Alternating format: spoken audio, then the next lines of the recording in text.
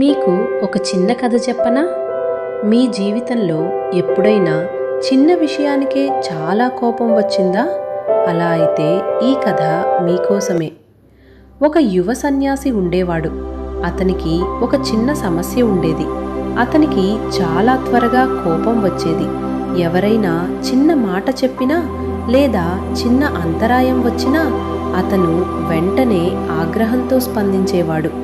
ఇది గమనించిన ఒక వృద్ధ సన్యాసి ఒకరోజు అతనితో ఇలా అన్నాడు: నీకు శాంతి కావాలంటే ముందుగా నిన్ను నువ్వే అర్థం చేసుకో. కొంచెం దూరంగా వెళ్ళి ధ్యానం చెయ్యి. అతనికి అది మంచి ఆలోచనగా అనిపించింది. అప్పుడు ఒక ప్రశాంతమైన ప్రదేశం కోసం వెతుకుతూ వెళ్ళాడు.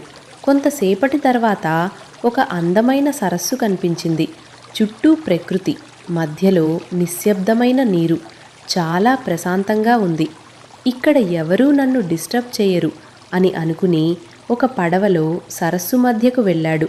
చుట్టూ ఉన్న అందాన్ని చూసి ఒక లోతైన శ్వాస తీసుకుని కళ్ళను మూసుకుని ధ్యానంలోకి వెళ్ళిపోయాడు. కొన్ని గంటలు గడిచాయి.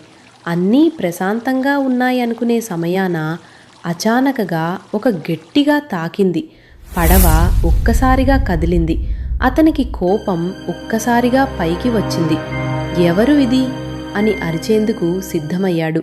కానీ కళ్ళను తెరిచి చూస్తే అది ఒక ఖాళీ పడవ. అందులో ఎవరూ లేరు. అప్పుడు అతనికి ఒక పెద్ద నిజం అర్థమైంది. తన కోపం బయట వాళ్ళ వల్ల కాదు, తనలోనే ఉందని. బయట ప్రపంచం కేవలం మనల్ని ట్రిగర్ చేస్తుంది, కానీ మన ప్రతిస్పందన మాత్రం మన చేతుల్లోనే ఉంటుంది. ఆ రోజు నుంచి ఆ సన్యాసి బయట వాళ్ళని నిందించడం మానేశాడు. తనలోనే శాంతిని వెతుక్కున్నాడు.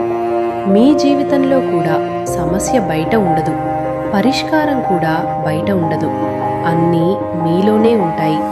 మీకు ఎప్పుడైనా ఇలా అనిపించిందా? కామెంట్లో చెప్పండి.